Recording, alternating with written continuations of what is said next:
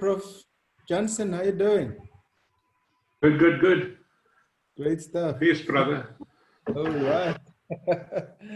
Good. Should we start, Vikas? Yes, you may start. Great stuff. Good afternoon, colleagues, ladies and gentlemen.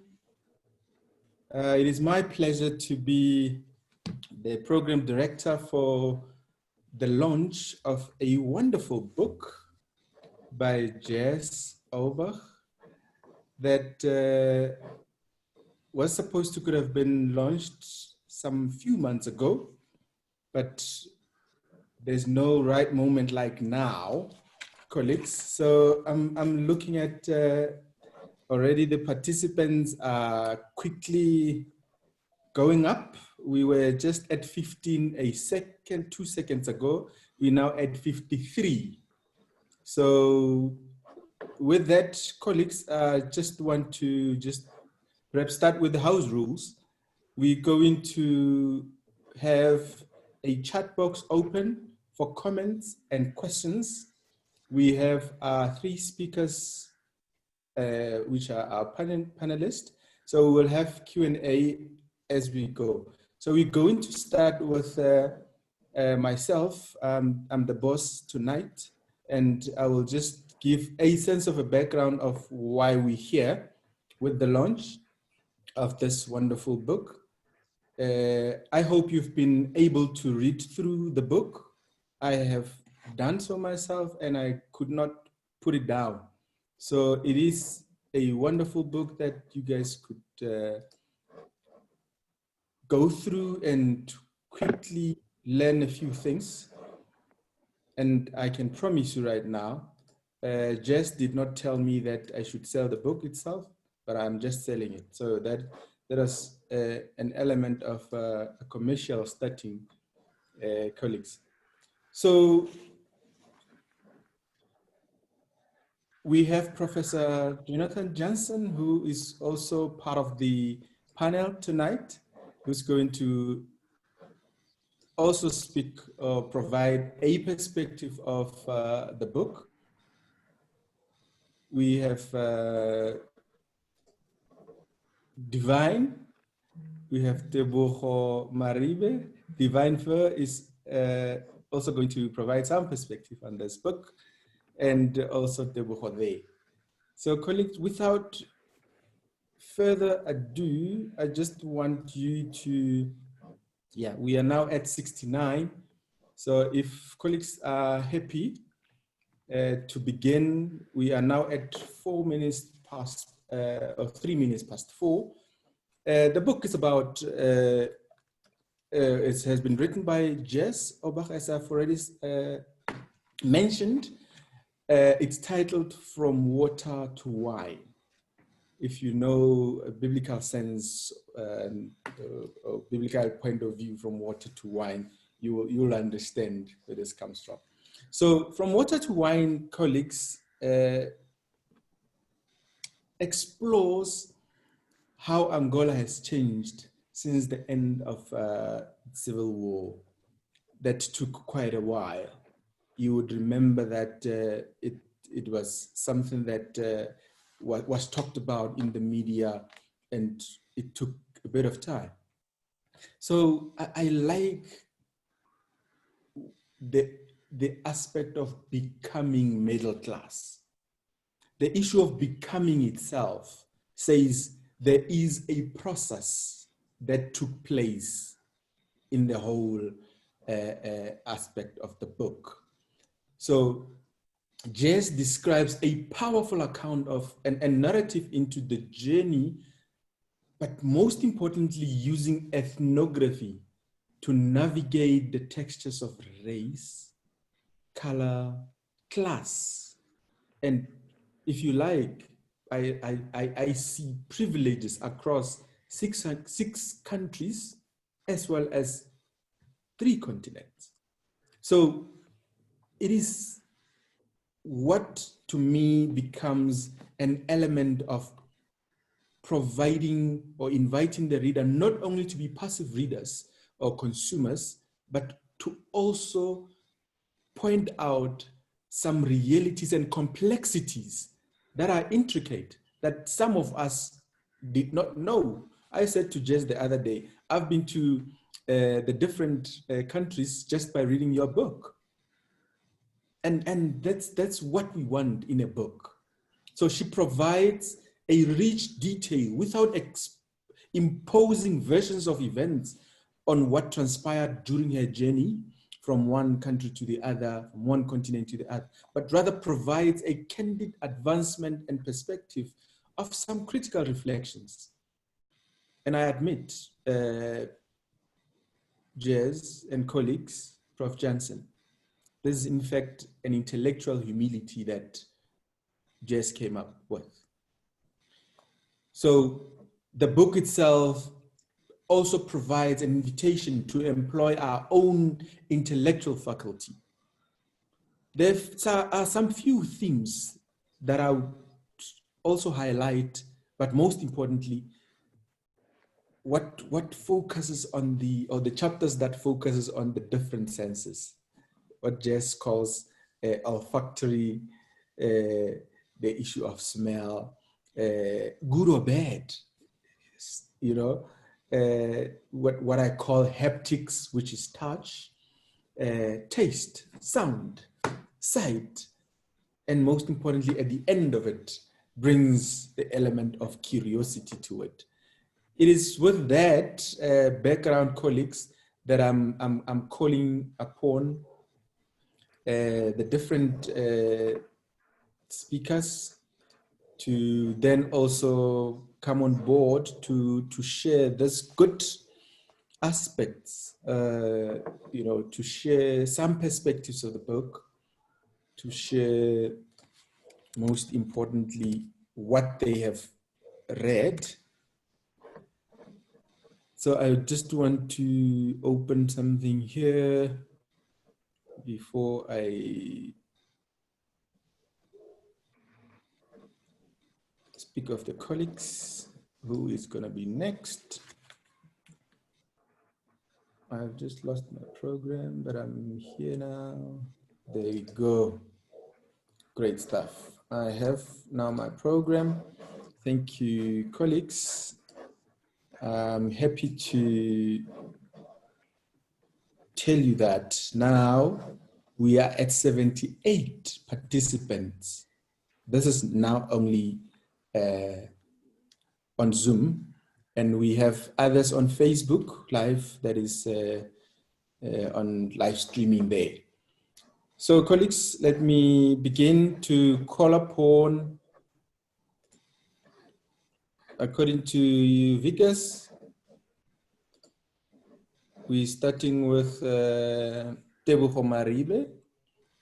I'm going to give our panelists about 20 minutes, all of them, not one. We only have an hour, colleagues. So let me start with Teboho, then we proceed to Prof. Jonathan Jansen, then we go to Divine. So in that order, I begin to say a bit of a bio for Teboho Maribe. Teboho Maribe is our MA student in anthropology at Northwest University. She's interested in themes of masculinity, gender, power, and pedagogy in the socialization of young South Africans, and has conducted extensive research in the areas mentioned. I now hand over to Teboho to have at least a few minutes to chat to us about this lovely book.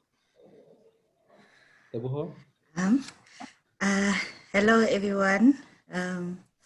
Thank you, Mpho, for introducing me so well. I just want to say hi to everyone who has logged on, and to congratulate Jess on a really fantastic piece of work. I really enjoyed this book, and I'd like to also express gratitude for being included on the panel to discuss this.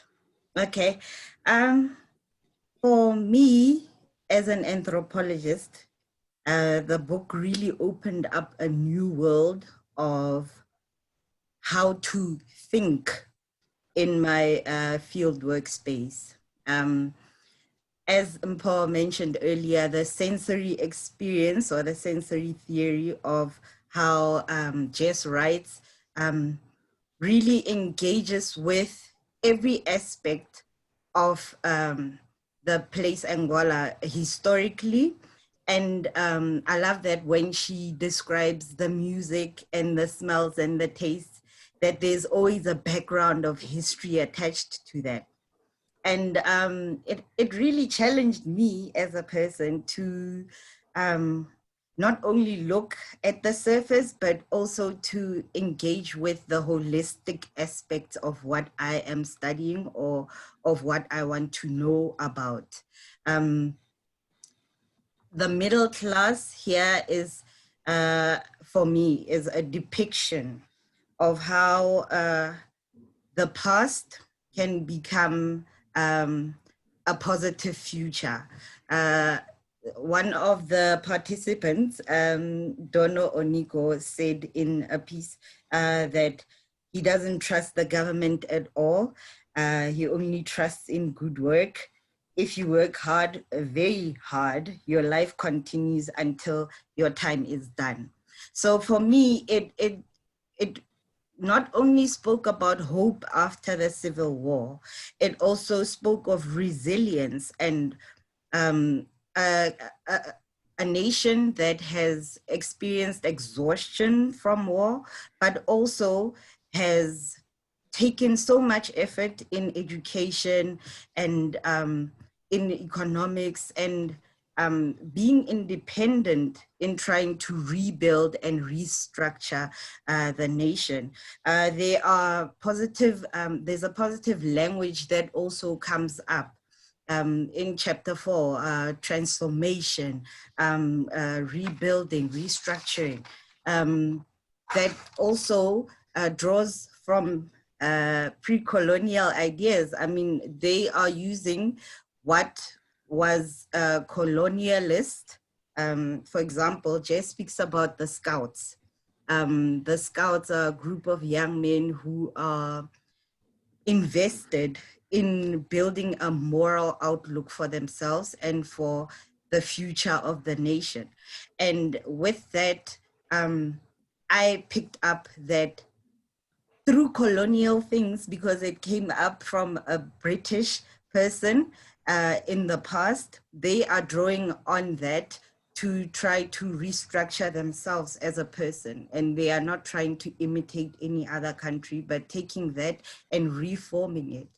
And what was also interesting is how the diaspora that happened because of the wars and the past unrest brought about so much influence into the world in general as well, with capoeira and with Zumba.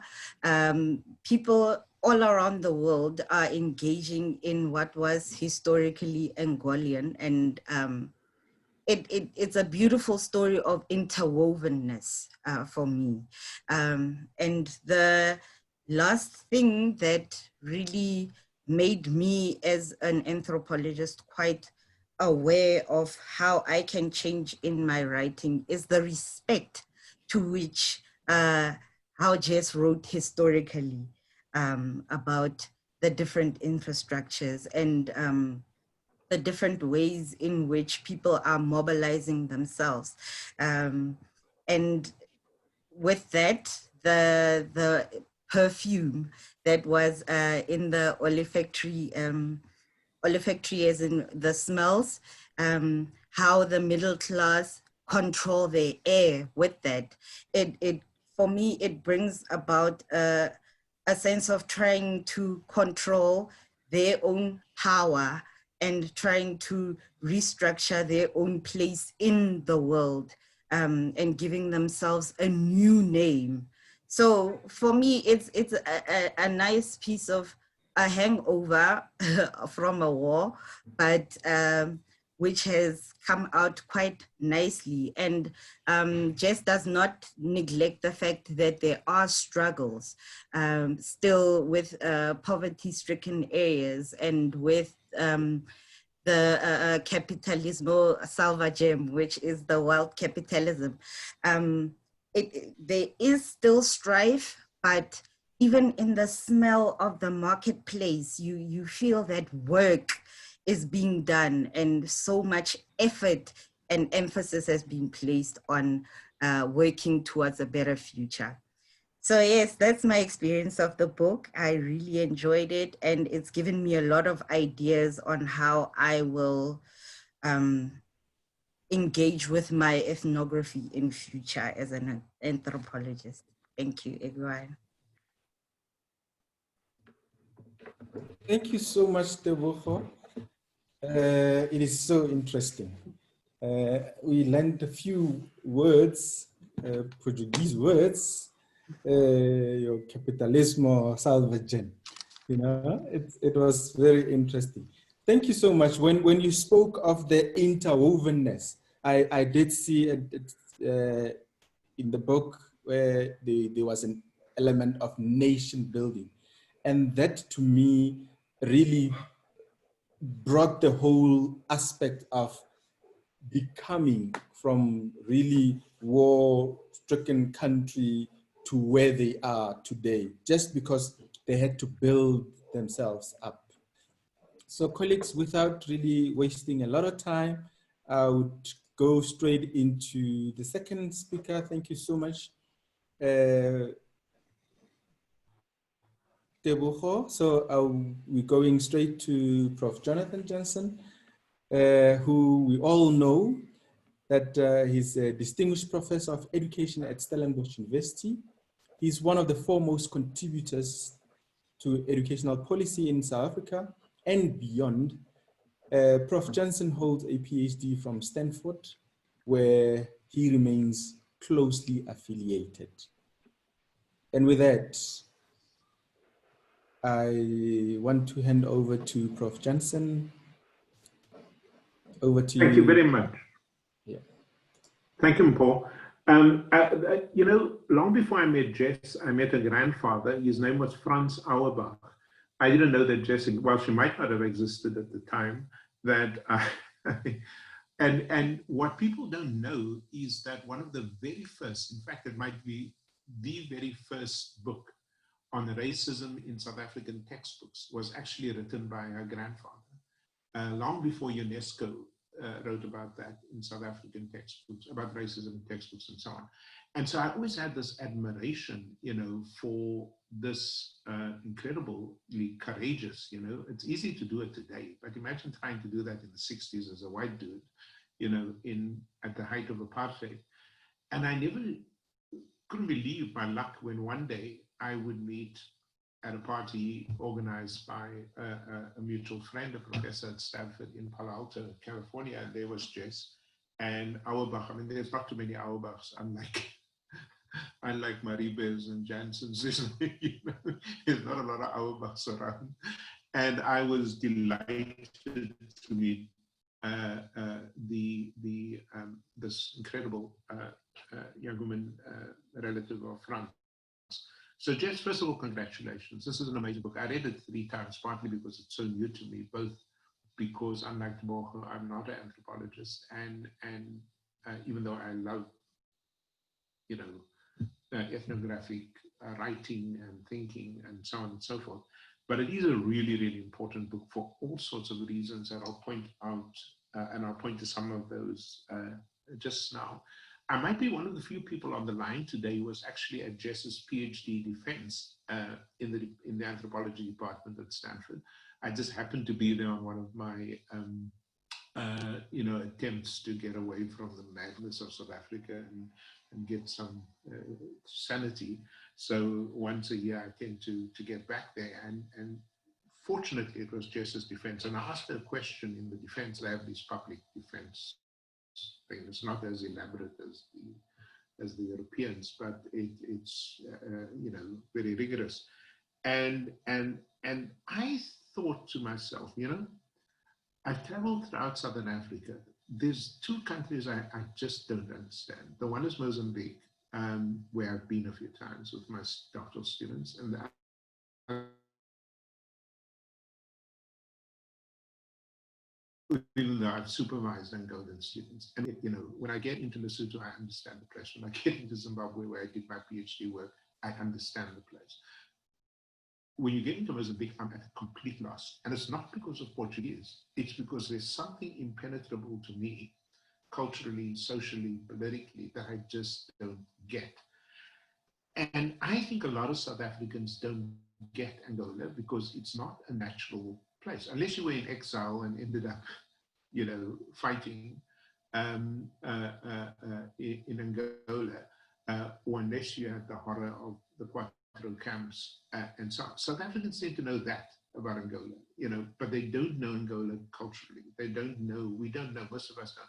So I want to suggest that one of the major contributions that Jess has made is to give all of us a lens on a country that we don't understand very well. It sort of jumps up at you if you watch CNN, mainly because of the corruption in the oil industry and how former revolutionaries enrich themselves. I'm talking about Angola, not South Africa necessarily, but and so Jess gives us this incredible story. And she does two things in the way she writes this book, which really is very, I hadn't thought, I wish I thought of this beautiful phrase that Teboho used. It's really, really beautiful because it's accurate. And she says, Jess wrote respectfully. Isn't that beautiful? To, you know, compare that to Nikki Nattras's writing on Black choices in, you know, in biological careers. It's not respectful. You know, it might be scientifically valid or not, but it's not respectful. And this is the beauty of Jess as a person, but also as a writer. She writes respectfully. But the second part, which is implied in Teboho's comments, is she also writes evocatively. You could literally smell your way through Angola, even if you had never been to Angola. And that, you know, for you to read a book, which is just pages with ink on it, and you can smell the odors and so on. And so just very well done on that. However, what I want to do is, and it might not surprise you, is to just take an angle on education and particularly higher education in Angola, which is really what fascinated me. And I know Jess has got a paper in the works around all of this. So here you have a country in which it sends historically its people in two directions, at least. The one is in the direction of Brazil and Portugal. The other is in the direction of Cuba and the former Soviet Union. And as a result of the socialization of these young people in these two very different, you know, parts of the world, they come back. Some stay, but many of them come back into Angola. They become the intelligentsia, they become the academics, they become the lecturers, but they sort of split, maybe not as clearly as I'm putting it here, Jess will tell, into a sort of private higher education, mainly religious, sort of with a religious orientation, and into, you know, the state university and so on. And there's two very different ideologies operating here with respect to things like, I like the two things Jess pulled out, and I hope she does a deeper analysis of this in another paper, which is academic freedom and the issue of critical thinking, for example. And I'm curious about this because on the one hand, you have this sort of revolutionary talk and this revolutionary posture and this revolutionary attitude, you know, which is actually real, but also fake, because you have this within this sort of petro-capitalistic, parasitic former heroes, you know, are ripping. But there is still this pretense of a radical friends. I hope this sounds familiar. And then you have, of course, this other, you know, opportunity to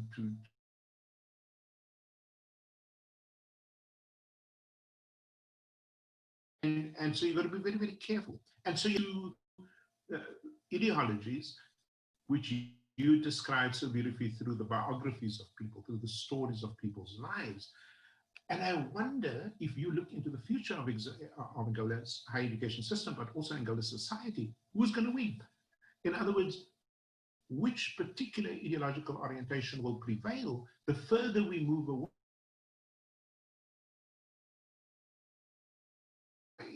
from the current crises I'm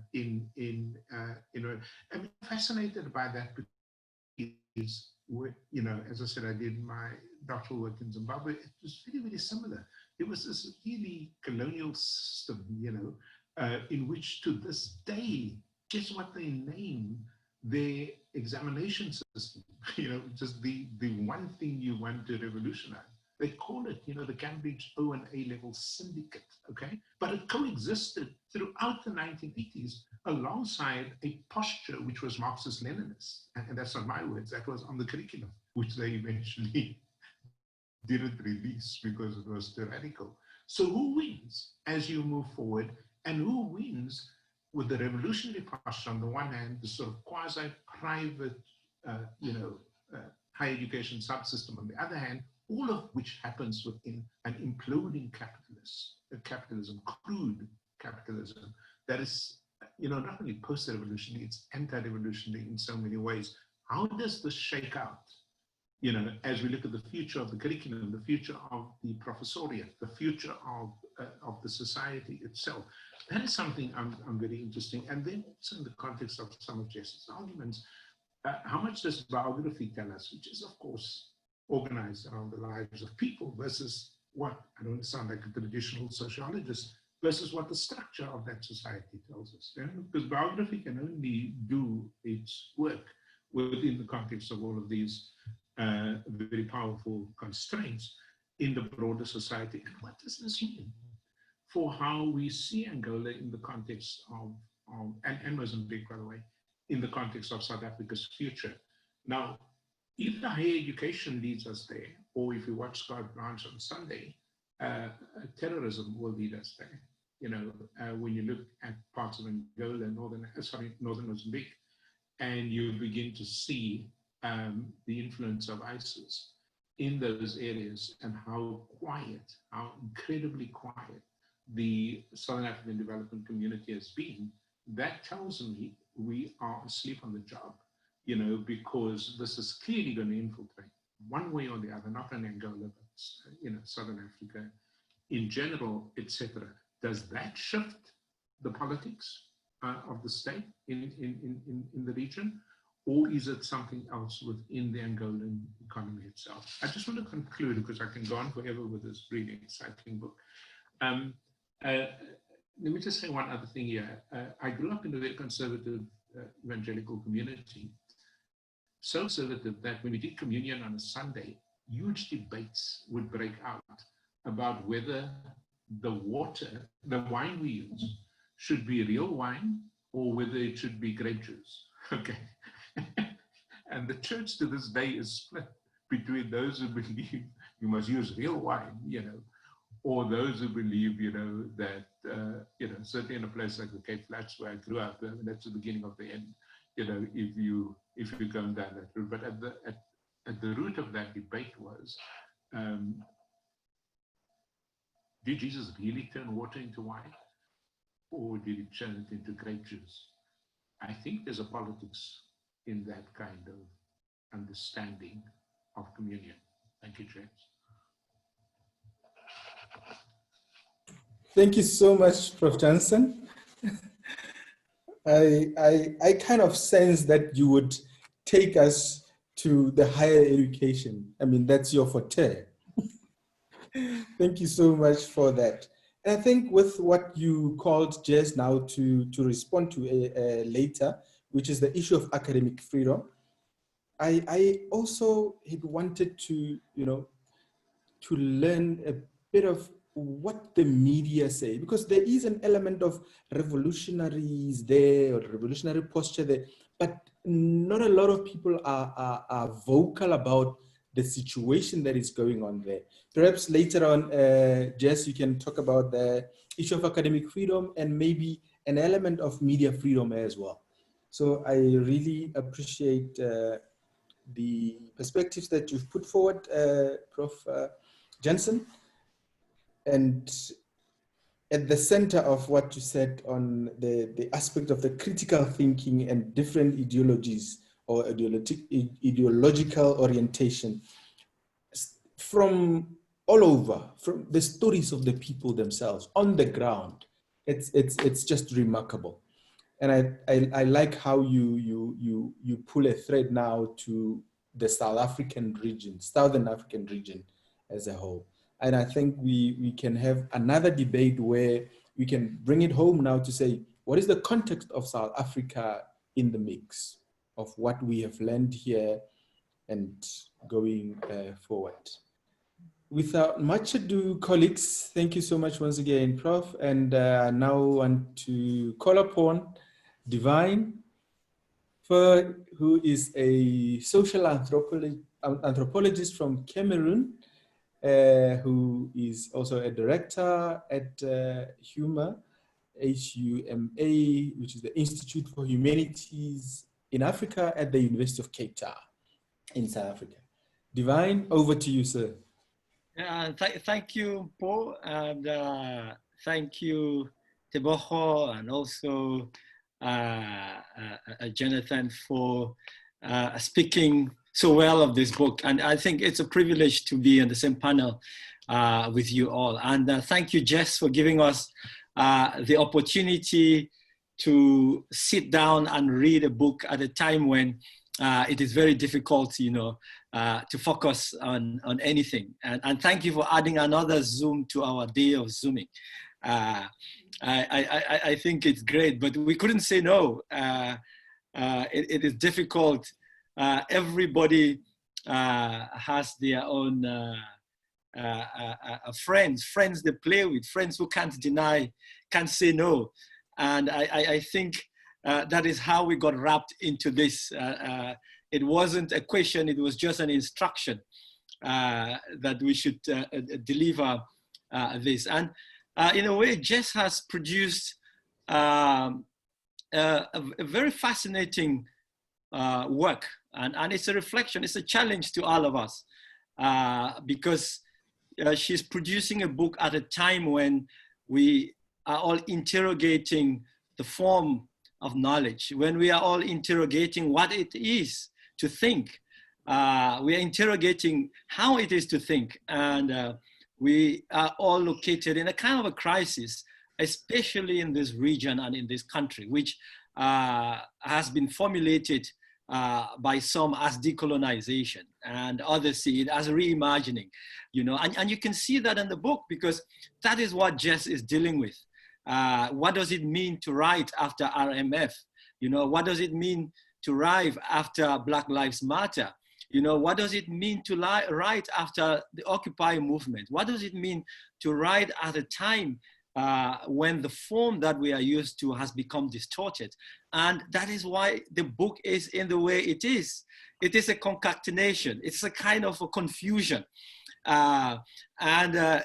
Jess is doing that deliberately because she's also struggling to find herself, you know, as a thinker, to find herself as an anthropologist, to find herself as a person who is supposed to make meaning in a society that is also struggling to make meaning of itself after it has undergone this difficult experience of war. This book, while it is presented in 5 chapters, Jess, when I read it, it's actually 17 chapters.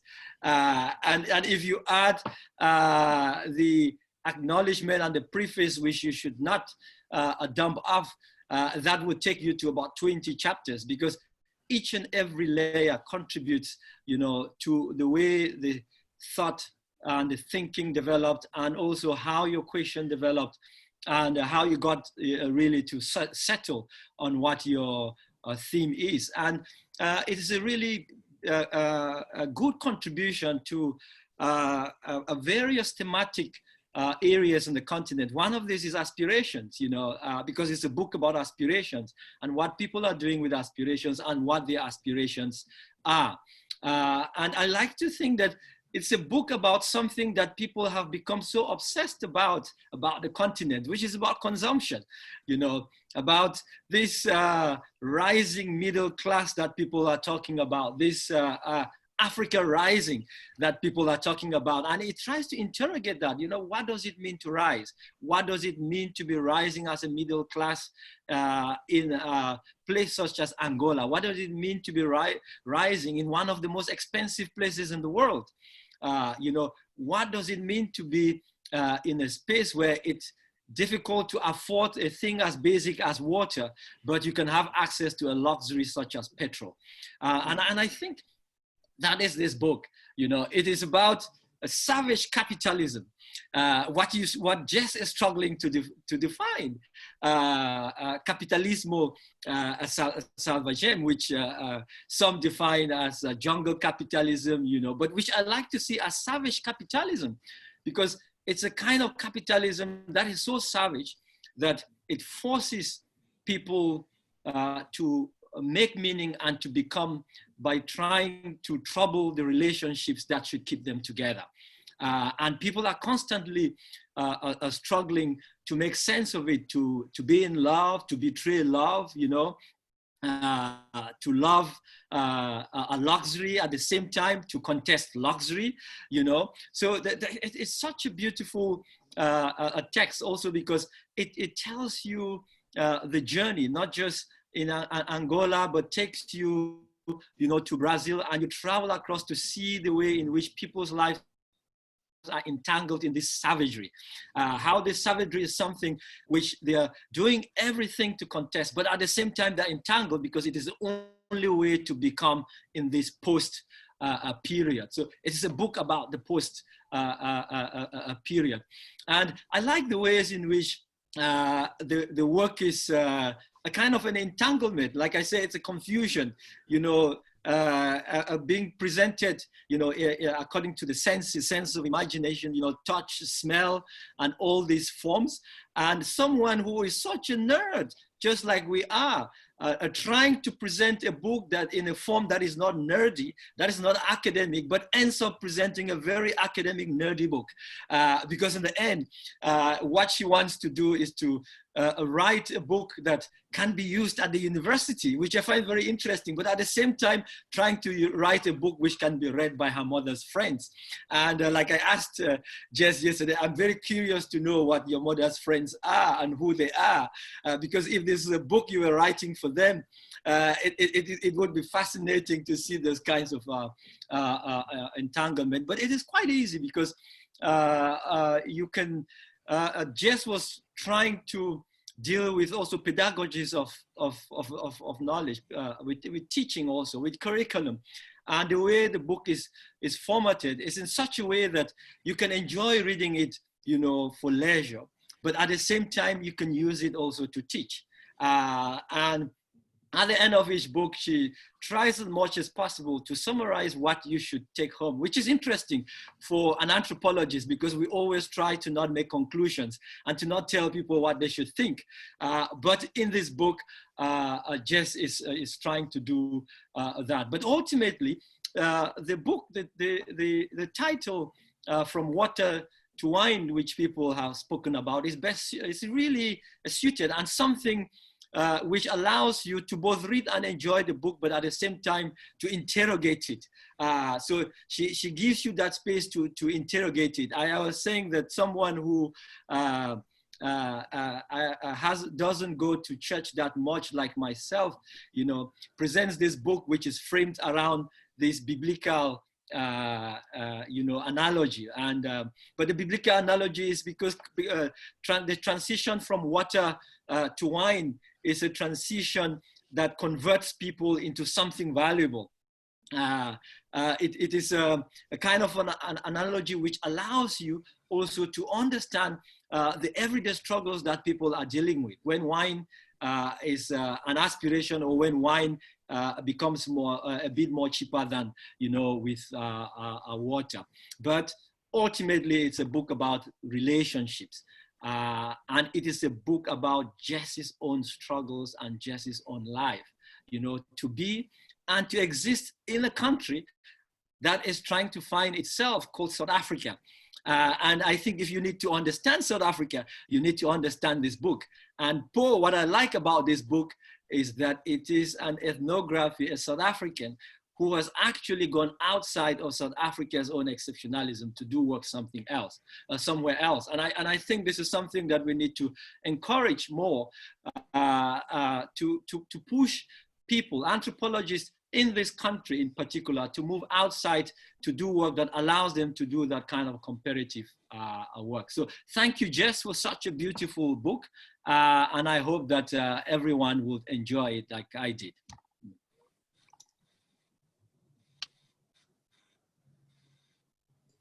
Thank you so much, Divine, for that perspective that you've just put forward. I like the aspect of the book is about relationships. And indeed, I'm going to put her on the spot. She has so many friends. Jess, you have so many friends, eh? In the book. So you did say now, Divine, it's about struggles, it's about strives, but I want to add an element of success to that as well. It's about success. She is here now, she will then tell us how exactly this comes along nicely to contextualize the text itself, and yeah, to share with us the different aspects to it. What you said earlier on the issue of belonging, I want to add the issue of being, and I have mentioned the issue of becoming earlier on. So with this, we have only 18 minutes and we have few questions. We are on Zoom at 93 participants currently. And if I can, before I just allow Jess to take us through as well, I'm gonna give you a few minutes. There's one comment that I would just want to, or a couple of them. Meaning Claire says she wants to congratulate Jess on this book.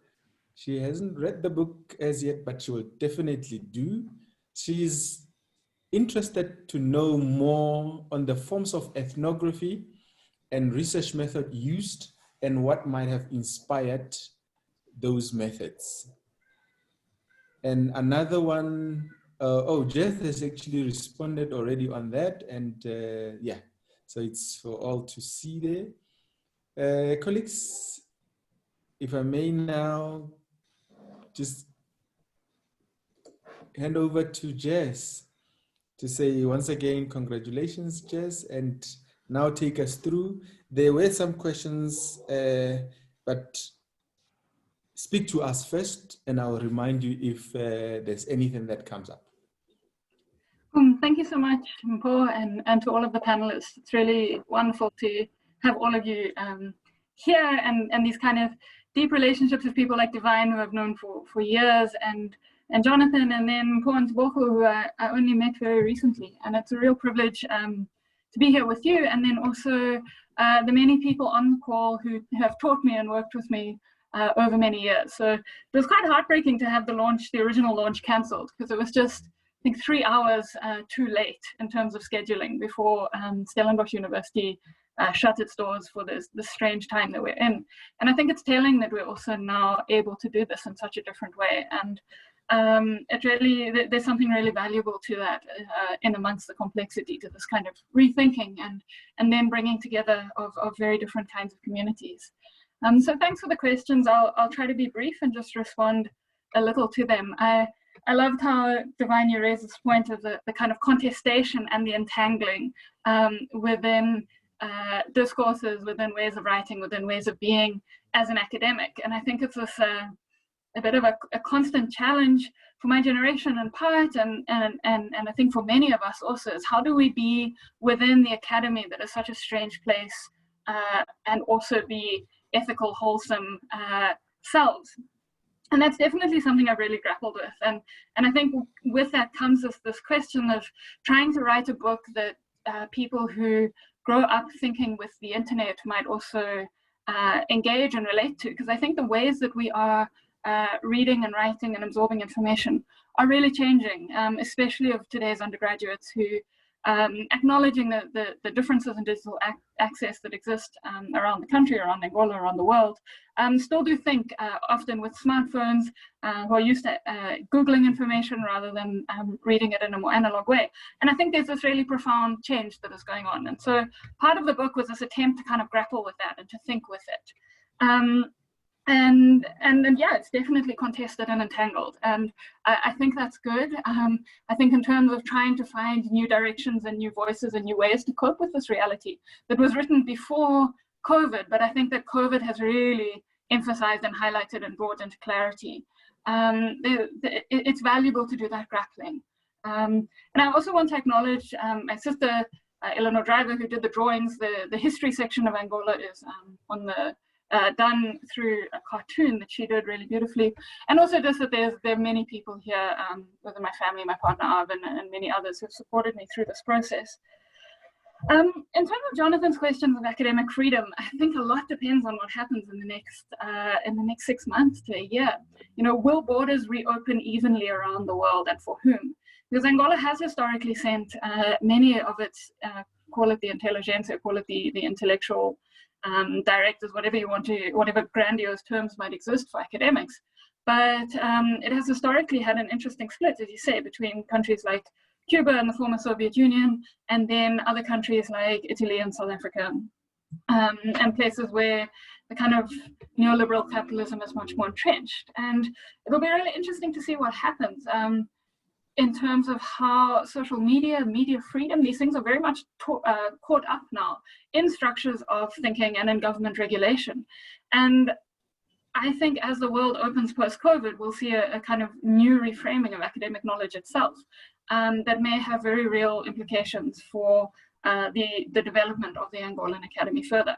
And a lot of that, of course, happens in Portuguese. And one of the things I found so interesting in doing this work was that most of the research and scholarship I engaged with was in the Portuguese language. And of course, Brazil has almost 4,000 institutes of higher education, most of which have a policy that knowledge is open access. And so a lot of the time, the sort of so-called centers that those of us in South Africa who typically think kind of Oxbridge as one reference and maybe the United States as another, those centers weren't really relevant in the same way. And that was something that I found very important and interesting to think with and try to capture in the book.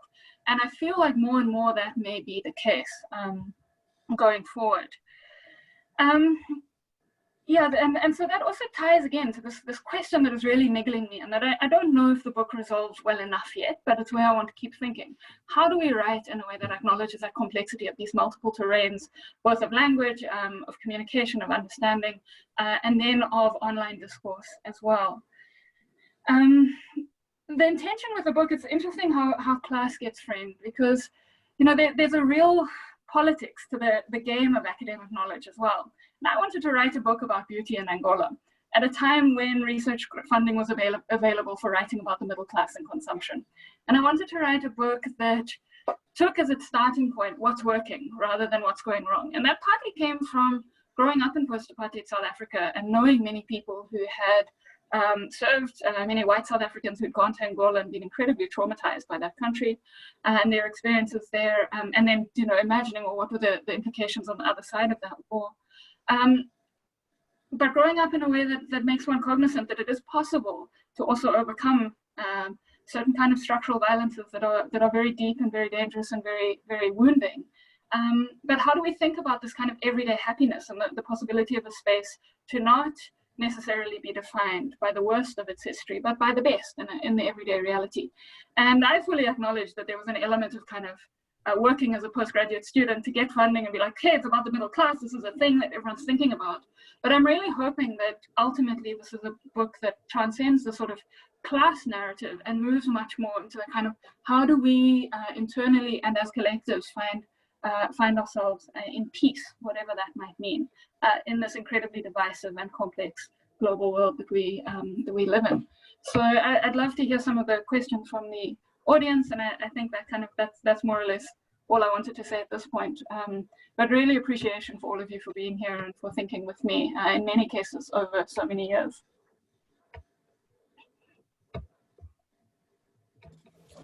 Okay, thank you so much, Jess.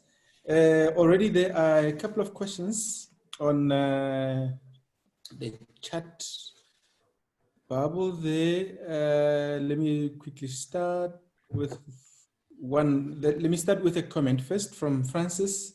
Francis says, changing water into wine is also partly about making text more palatable to those more consumed by social media and a snippet approach to knowledge consumption. Thank you so much, Francis, for that. Catherine Burns says, thank you so much, Jess. And the commentators, do you draw on some of the arguments that Rachel Spunk advanced in Ambiguous Pleasures, Sexuality and Middle Class Self-Perceptions in Nairobi? That's a question there. Yeah, so those are the two ones that I can, two questions that I can quickly forward. Yeah. I can take a crack at those. Thanks, Francis. It's a fun question to think with. I think you're right that there's definitely, from my side, maybe a pragmatism to the sense that the kinds of students we all work with now, they think differently. And I often hear that contemporary undergrads read less. And I hear that as a kind of like a sort of quite sad complaint. I really don't think that's true. I think that they read more, but in a very different way. So they read much more for connection rather than for depth. And I guess my feeling on that is, yes, it is a bit of a snippet approach in certain ways. So I use poetry, I use graphic novel, I use photo essays. There's various approaches to kind of enter into curiosity. But as I say in the text, my desire and my goal is really to move students forward into a place of genuine curiosity and an openness to caring about a country that they know nothing about, which I think, and we can maybe contest it, but I really feel that getting an emotional reaction, it's almost like the equivalent of the like function or the notifications on social media or something, getting that like almost biochemical reaction from students to care. And not just students, from others as well, from all readers, is really the first step in a deeper and more sustained curiosity. And that links to Catherine's question about the literature that I'm using. And yes, I do draw on some of Rachel Sprunk's work. I really like it, and I find it very useful to think with. But I don't draw on it in a way that puts it front and center. I think one of the things I did very consciously with this book was really make the ethnography and the storytelling foregrounded. And there's a kind of indicative bibliography, and some of it are sort of tricks for teaching, because there's also part of me which would just like people to read the thing. And I've seen many academic books that don't get engaged with very much because the theory is so beautiful and so dense that only 400 or 500 people in the world are qualified to even understand it. And that may sound like a lot, but it's kind of the sort of storytelling I wanted to do. Basically took a lot of the theory and put it into the footnotes. And I will say it was also because I wrote the book while I was just finishing up at the African Leadership University, which wasn't a space that we had, I think, 45 books in the library or something. It wasn't a space where there was kind of time for sustained theoretical kind of deep engagement with a lot of scholarly questions that I'd had in previous experiences. And it was a place where I was very much in the reality of students' lives and aspirations. And so this book was written, each chapter was written in a week, and I would teach the first draft of the chapter to my African Studies class the next week. And it was a hellish deadline to put myself through in terms of the first draft. But it was really written with these 12 particular students in mind who were in my class and who are in the acknowledgements as well. And many of them commented on the book later. But it was a different way to kind of write. And my hope is that now that I'm sort of, I've achieved the dream of stable academic employment. And so there's a sort of hope that perhaps now there'll be time and space to do some of the deeper theoretical thinking that I wasn't able to in the sort of structures of precarious academic employment that I was in before. to push forward. And I think that also comes to the limitations of certain ethnographic experiences, where I'm very aware of my own limitations. As somebody who had come to Angola for the first time at the age of 24, left there really, at 28 with, a lot of in and out. I only speak Portuguese. I don't speak the other languages that are spoken there. And I actually felt that there were real limitations to the kinds of theoretical arguments I could make because of my own inaccess through language and kinship and certain, the kinds of things that when I think about my work in Mauritius, which is now much more deeply grounded and sort of, I think ethnographically more, there are many more entry points there. I feel like I can make different kinds of theoretical arguments. And I think part of the challenges and benefits of this particular historical moment is we're really forced to acknowledge our own limitations in terms of what we as differently embodied people can say about other embodied people. And I actually think that's something that's quite good. And I'm happy to be very open about those limitations and decisions and choices. But thanks for the questions. Thank you so much, Jess. We are at 5 minutes to 5 o'clock. I just want to maybe go back to the issue that was touched upon by Prof. Jansen, the issue of critical thinking, Jess. And I want to, in a way, couple that with, when I read this, there was a sense of fear. And one would say, yes, in a way, the effects of the war has evoked that kind of, a fear. But for critical thinking to be now compromised in that fashion, if you like, for them to equate critical thinking with fear, or they cannot be critical thinkers because they are scared, and they literally cannot say anything because they are scared. One said, critical thinking too much, I would lose my job. I just want for you to respond to that aspect, because I found it really problematic. But it's what exists elsewhere. So let's just discuss that, and I will then check on the other questions quickly. Thanks, Mpho, and for that question. So yeah, critical thinking was an interesting one to grapple with, because as somebody, at the time I was based at Stanford, was kind of like self-proclaimed bastion of liberal thought and openness and all of that. But there were very strict rules at Stanford about what could and couldn't be said and where as well. And I think that those rules apply at every institution. And they change in historical moments. And one of the challenges that Jonathan referenced this earlier, you take a case like Nicolinatrix.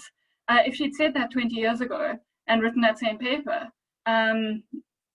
very unfortunately, nobody would have blinked an eye. But the sort of the moment has changed, and the parameters of discourse have shifted with them. And I think that it's very rare to really have spaces of critical thinking, because we think in community. And so when I'm thinking with my peers, I'm not going to think a thought that, in this case, these wonderful people on this panel might have a certain kind of response to. So it's not to say that the critical thought isn't limited in Angola in complex ways. I think it is a much more stringent space, and it's linked very much to political patronage and to the history of that country, where Portuguese colonization and before that slavery, there have been these patterns of really intense sociological and interpersonal control. But I also understood to a certain extent what the Minister of Higher Education was talking about in that passage that you're referencing, where he said to me, Jess, Angola is not ready for critical thinking. And what he meant was that the country was developing new institutions and new structures that were fragile in certain ways, and that to contest them too much would be to undermine the structures that they were trying to build. Now, it's really difficult to know how to weigh in on that, and I'm not going to here, because that's something where Divine's right in the sense that I have a little box and say, like, if you're an undergrad reading this, I think these are the main takeaways. There's obviously many more layers to it, and I do think that freedom of speech is an ideal, and it's really important, and it's incredibly fundamental to academic life and to functioning press and all of that. And I do think that Angola is incredibly restricted in terms of what one can say and think and to whom and how. But there's something there of the patterns that exist in Angola that are very much with us in the rest of the world as well. And so perhaps it's something that is just worthy of a little more attention. How do we actually come up with the parameters and the limitations of our own knowledge, which include things like publishing in books that are expensive and unavailable. And so I will say this book is being translated into Portuguese at the moment and will be available for free download in Angola. And that was something that was really, really important to me, because I don't want to be part of a discourse of coming in, removing and extracting information, because there's a lot to be said there about that as well. And that link also to this real question of our own academic freedoms, who gets to know what and how and through what mediums. It's complicated. But thanks for the question. Thank you so much, Jess. We are at 5 already now, but I just want you to address this one. It will take just a couple of minutes. One says, a fresh take on the writing, considering that academia is such a gate-kept and performative space where you're anxious about making the decision to write differently, and what advice would you have for young scholars, a naive PhD candidate like her, obviously, who is invested on knowledge production that is accessible? And allow me to also say, okay, one is anonymous. Can you please expand on the decision to use the census at the basis of, as a basis for the chapters? What was behind that choice? And allow me to read the comments from Chile. It's just congratulations all around. Boni, it's congratulations. And Yasmin also from Facebook has said it was amazing getting to discuss the chapters of your book in class. Very grateful for that. We would have wanted to get more from Yasmin on that, but all around is congratulations. Only those for 1 minute, Jess, and we out. Thanks. Thank you. Yeah, it's super cool to see Yasmin here, and actually several students who were in that original discussion class, which was really meaningful as a teacher that they would come back and think with me again here. So that's great. And One was also, she wasn't in the same class, but has participated in many of those discussions. And in terms of writing differently, yeah, it's terrifying. I'm absolutely aware that there are many people who will dismiss this book as either not theoretical enough, or written in the wrong way, or somehow, not deep enough, whatever it might be. And I think that is risky, and I feel like teaching at ALU was risky as well, but really fun and really interesting. And I think that there's also something about the only way to be in this world is to speak one's own truth quietly and write one's own truth. And so people might critique it, but that's okay. Critique it with evidence, and let's move the discussion forward. But it's written as the beginning of a set of discussions rather than anything conclusive. And so in terms of the census, it's really just an acknowledgement that it's difficult to be there. It's difficult to get access to certain places. And when we think about these gatekeeping institutions and also the resources, my PhD, which Stanford paid for, was very expensive. And not everybody has that kind of money available and behind them to support them to do this sort of work. But as we're all feeling so strongly with Zoom, and I'm really conscious of the Zoom fatigue that we're all experiencing, it's different being there. And so what I'm inviting is that people use their bodies as entry points into the experience of another space. And that with that comes a different kind of compassion, a different kind of insight, a different kind of care. And I guess that's the hope that I let the book into the world with. Again, it was before COVID, and I think COVID has made the need for that much more visible. But I hope it's more kind of the beginning than the end of these very quiet shifts that have to start taking place in how we gatekeep, and in how we open up, and how we care about one another and know one another as well. So thank you all so much. I'd love to hear from all of you, and I really appreciate you spending the time in your Tuesday afternoon to be here. Thank you so much, colleagues. We only went beyond our time with about 4 minutes. So I appreciate all the comments. I appreciate all the perspectives from the different panel members. All the comments made, we still have a lot coming through. Elinor, really beautiful ideas. Well done, Jess. We have Isaias, congratulations. We have Prof. Mernanel, congratulations, Jess. Kitisaro, congratulations. Belinda, many congrats, Jess. It's very interesting, and I think we can take some questions and debates outside now, the launch. And yes, the book is available, colleagues and all members here, that we can now read the book, read it again, like Prof. Jansen read it 3 times. So it's very interesting. Thank you so much once again, colleagues. Prof. Jansen, Jess, thank you so much. Vikas in the background, thank you so much for making this a success. Divine, thank you so much. Teboho, thank you so much. All right, so we out. Thank you so much. A round of a virtual applause. How do you do a virtual applause? You just show it. Thank you to you guys as well. It should be virtual. My undergrads do it like this. You can also do an emoji like chili there. Chili send an emoji. Can you see that? Thank you all so much for coming. Have a lovely evening. Yeah, thank you.